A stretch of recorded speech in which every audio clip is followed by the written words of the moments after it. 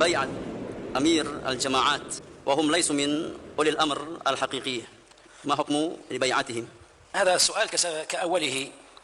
هذه البيعات كلها تسمعون عنها جماعات بدعة. أشهد أن محمدًا رسول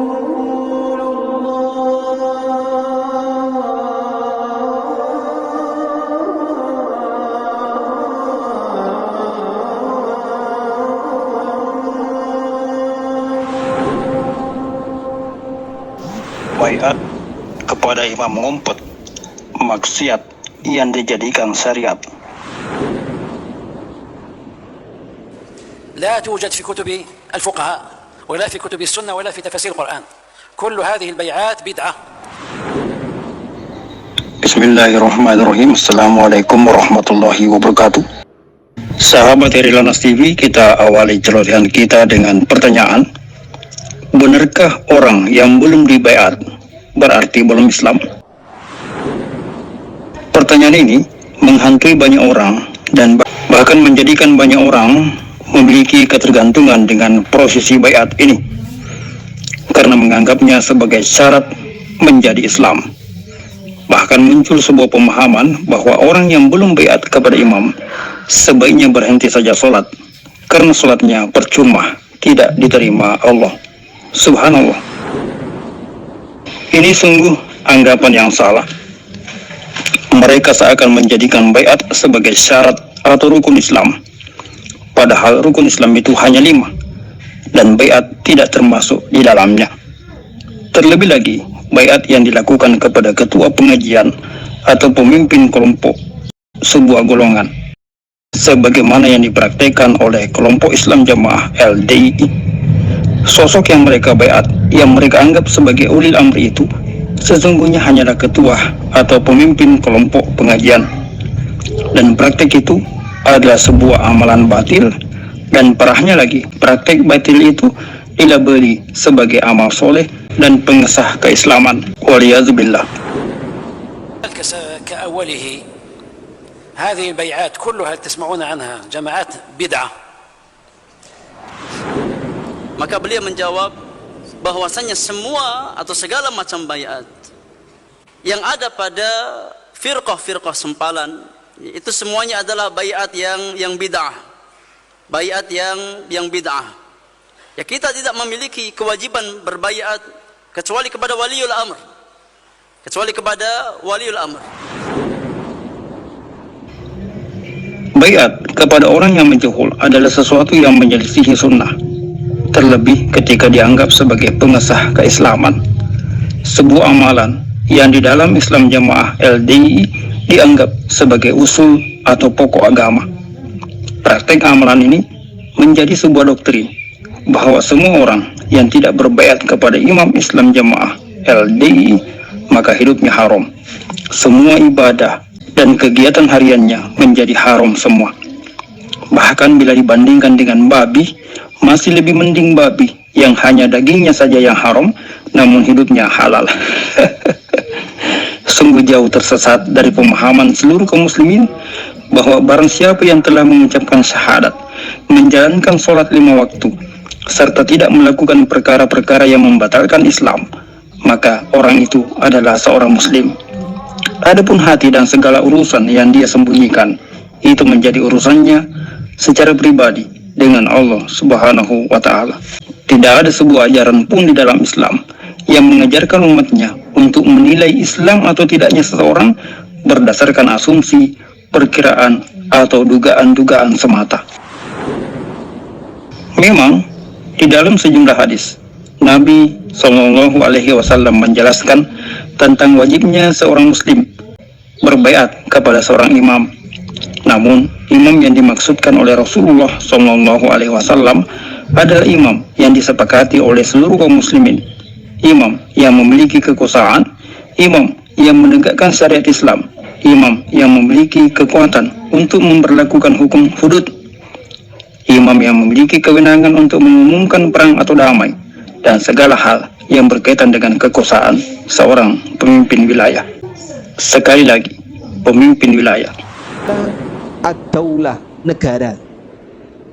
Dia punya wilayah dan dia punya kedaulatan dan punya kuasa. Sudah?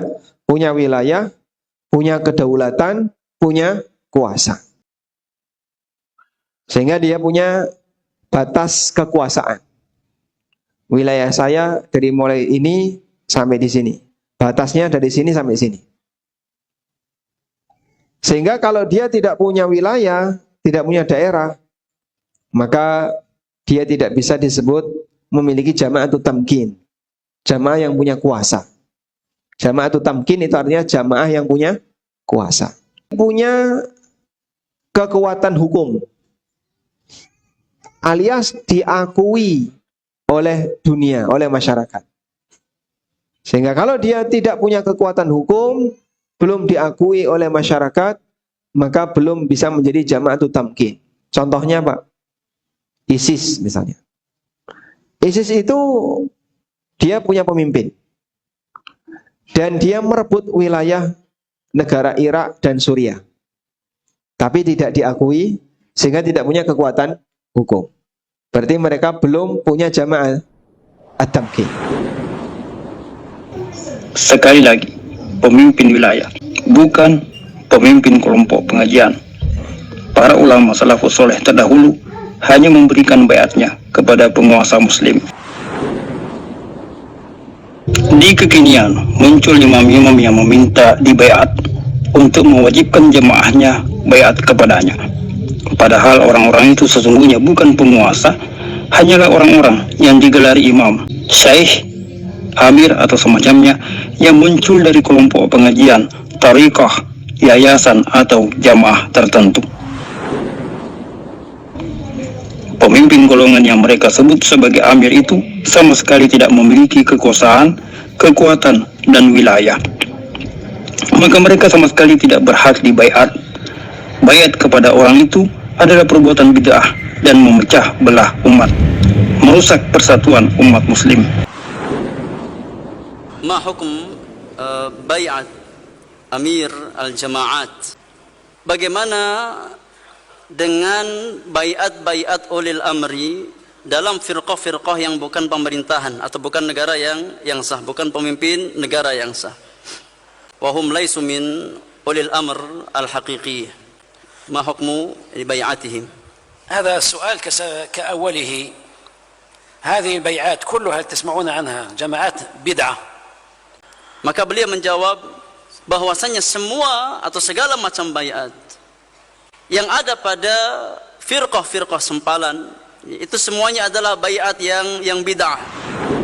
Sejumlah pihak menyebutkan munculnya firqah-firqah yang mewajibkan jamaahnya untuk baiat kepada pemimpinnya memang sesungguhnya perkara yang menghancurkan Islam dari dalam, dan ini perlu menjadi perhatian serius.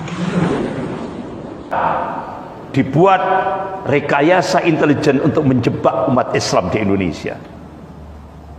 Dan ini ditulis oleh Dr. Muhammad Busro Muqaddas, pimpinan pusat Muhammadiyah, ketua KPK Pak Muhammad Busro Muqaddas. Rinci sekali.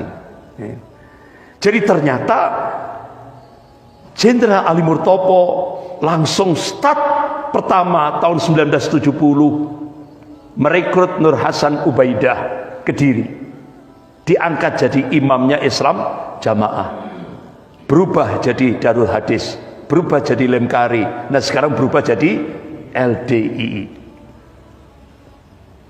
Tujuannya apa? Untuk menghancurkan Islam dari dalam.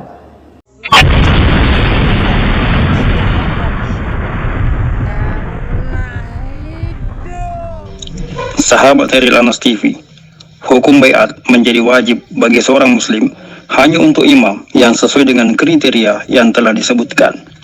Melepaskan baiat kepada imam yang sah sebagaimana kriteria itu adalah merupakan dosa besar.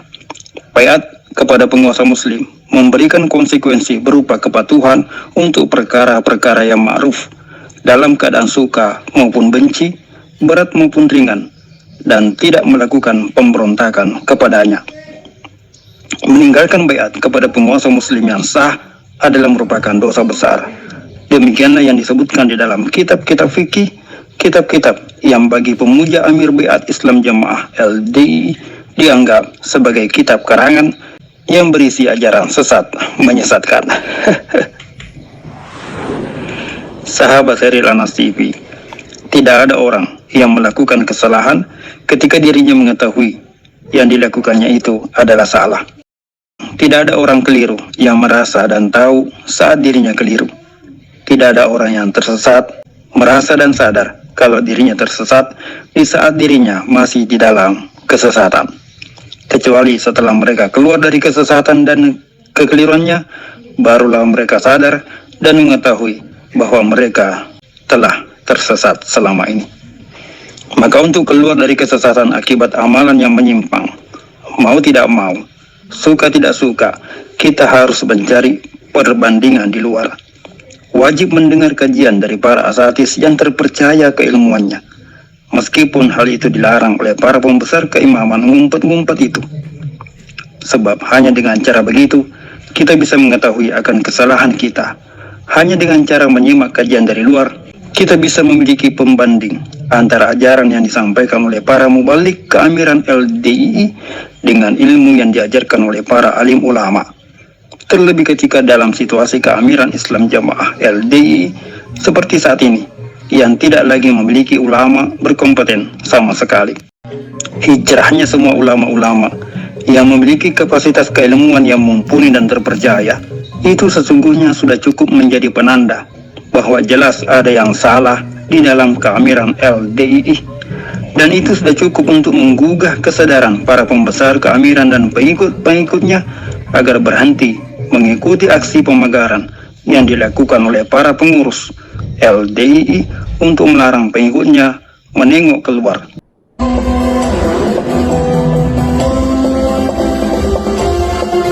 Mencegah pengikutnya untuk sadar dan agar terus berada di dalam belenggu kesesatan, tetap terpenjara di dalam operasi kejahatan berkedok agama yang dilakukan secara terselubung itu. Bahwa memang benar yang dikajikan di dalam kalangan Islam Jamaah LDI adalah Al-Quran dan Al-Hadis. Itu benar. Semua orang tahu. Tidak ada yang memungkiri hal itu. Tetapi persoalannya adalah Quran hadis itu dimaknai berdasarkan ro'i sendiri, ditafsirkan sendiri berdasarkan kreasi dan modifikasi Nur Hasan Ubaidah Lubis atau ro'yu para pengurus pusat, dan disitulah sumber kesesatannya terjadi. Pengertian ayat dan hadis, makna dan tafsir dari dalil-dalil agama dipelintir dan diartikan sesuai dengan kepentingan keamiran untuk memperkuat firqah yang mereka anggap sebagai jamaah. La islama illa bil jamaah, wala jama'ata illa bil imarah, dan seterusnya. Pertama, ini bukan sabda Nabi Sallallahu Alaihi Wasallam. Ini perkataan Umar bin Khattab. Baik, kalau kita menerima ini perkataan Umar bin Khattab, sekarang apakah itu bisa jadi dalil? Jawabannya bisa. Nah, riwayat ini termasuk di antara riwayat yang sering dipakai oleh para ulama berkaitan dengan masalah bagaimana cara yang benar ketika bernegara. Dibahas untuk membuat kesimpulan tentang bagaimana cara yang benar ketika bernegara. Agama diselewengkan untuk membenarkan praktik Amir Baiat Bitwana untuk terus mengeruk harta dan uang jamaahnya melalui ijtihad isrun, persepuluhan, ditambah berbagai bentuk pungutan lainnya yang diberi label infak, yang dikatakan untuk tujuan pembelaan agama, membela jamaah, membela Bapak Imam, yang sesungguhnya adalah memperkaya Bapak Imam, keluarga, dan kroni-kroninya. Sekali lagi kita pertegas bahwa bukan Quran hadisnya yang salah, tetapi pengertiannya yang diselewengkan yang kemudian menimbulkan kesalahan. Bahwa benar keamiran Islam Jamaah LDI mengklaim diri berdasarkan Al-Quran dan Al-Hadis, akan tetapi hanya sebagai kedok untuk membenarkan praktik pendirian keamiran Baiat yang sesungguhnya adalah praktik maksiat namun dianggap sebagai syariat. Sahabat Eril Anas TV, mari gunakan akal sehat. Hanya praktek amalan jahat yang dilakukan secara sembunyi-sembunyi. Kalau benar keamiran Islam Jamaah LDII itu adalah benar, maka sudah barang tentu para pembesar dan pengurus-pengurusnya akan mendakwahkannya, ajaran dan amalannya secara terbuka. Bila benar baiat kepada imam besar Islam Jamaah LDII Sultan Aulia adalah syarat sahnya keislaman, maka sesungguhnya keamiran Islam Jamaah LDII telah melakukan dosa besar secara berjamaah karena telah menyembunyikan sebuah kebenaran selama berpuluh-puluh tahun. Mereka telah membiarkan kaum muslimin di dunia ini berada di dalam kekafiran.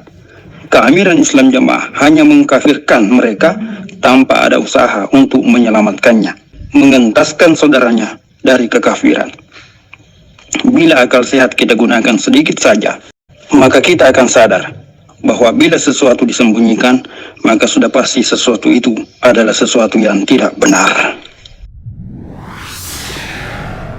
Mari gunakan akal sehat agar kita selamat. Sekian celotehan.